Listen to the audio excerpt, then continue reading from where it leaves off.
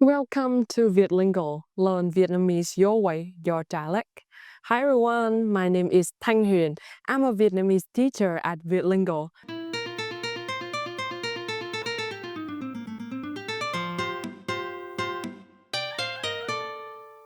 Today we're learning Vietnamese. It's a bit more nuanced. We use different structures depending on whether we're asking about a learn skill, a physical ability, or simply asking for learning Northern Vietnamese. We're going to master how to ask. Can in Vietnamese.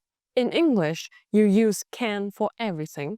Can you swim? Can you help me? Can I sit here? You might know the word có thể.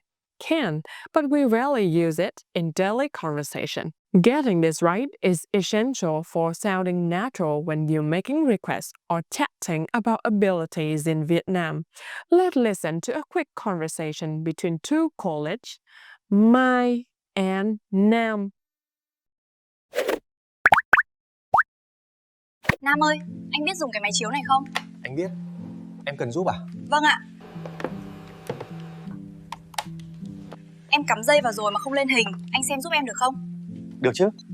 À, điều hòa hơi lạnh nhỉ? Mình tăng nhiệt độ lên một chút được không? Vâng, được ạ. Did you notice the different ways Mai and Nam ask their questions? Mai used biết, không to ask about a skill, and both use được, không to make requests or ask permission. By the end of this lesson, you'll be able to ask if someone knows how to do a skill, like driving or speaking a language. Ask if someone is able to do something, physical ability or possibility. Politely ask for permission or make requests. And answer their questions naturally in Northern dialect. Let's start with the most versatile word for can. Okay, let's jump to our vocabulary and grammar. Our first vocabulary is được. It means okay, possible, allow, or able to. Được is everywhere in Vietnamese. It's the natural way to express possibility or agreement. In the Northern dialect, it has the dấu nặng, heavy tone, so your voice needs to be short and low. Được. For example, the first one, you use it as an agreement. Tối nay đi cà phê nhé. Được. Use as a simple positive response, meaning okay or sound good. For the second example, as an adjective, quán ăn này cũng được. It's used as an adjective. It means something is satisfactory or acceptable. Pretty good. This restaurant is alright or pretty good. And the third way to use it is expressing prohibition. Ở đây không được hút thuốc. Using the negative, không được. It means not allowed or not possible. Smoking is not allowed here. And about the grammar instruction. In Vietnamese, can questions are divided into three main types: skill, ability or possibility, and permissions or requests. Grammar point 1, asking about learned skill. Do you know how to? This is crucial for sounding natural when asking about a skill that someone has learned, like speaking a language, play an instrument, driving, or swimming. Vietnamese people usually do not use được. Instead, we use biết to know. Our structure will be subject plus biết. Then you add a verb plus không. Example for a common skill. Cậu biết bơi không? Asking if the person possesses the learned skill of swimming. The second example, language skill. Chị ấy biết nói tiếng Việt không? Asking about language ability as a learned skill. Does she knows how to speak Vietnamese? Can she speak Vietnamese? The third example for a technical skill. Anh biết lái xe ô tô không? Asking if the person knows the procedure and has the license to drive a car. Do you know how to drive a car? Let's move on to grammar point 2, asking about ability or possibility. Are you able to? When you want to ask if someone is physically capable of doing something, if they can tolerate something, or if the circumstances allowed it, we use được. Our structure will be subject plus verb plus được không. Here, được không is placed immediately after the verb, emphasizing the capability of performing that action. Okay, our first example for tolerance. Em ăn cay được không? Asking about physical tolerance of spicy food, not the skill of eating. This is very common when ordering food in Vietnam. Can you eat spicy food? The second example for a circumstantial ability. Trời mưa to quá. Anh lái xe được không? Asking if driving is feasible given the heavy rain. It's raining so hard, can you drive?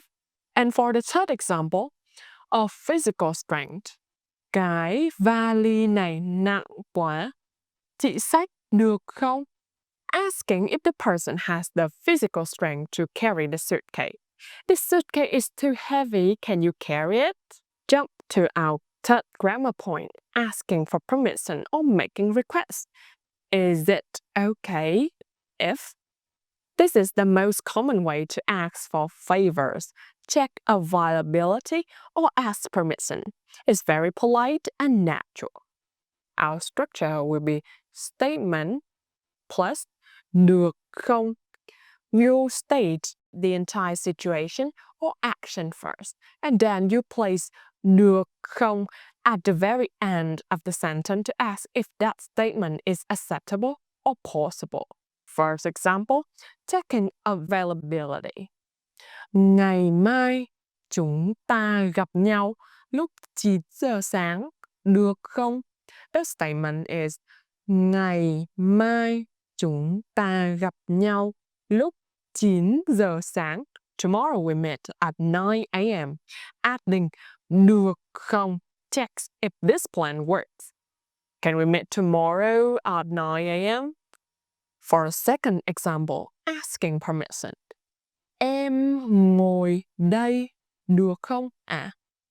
A polite request for permission. Notice the polite particle a, used frequently in the North when speaking to elders or in formal setting. Can I sit here? In polite way. For the third example, polite request or favor. Anh nói chậm lại một chút được không?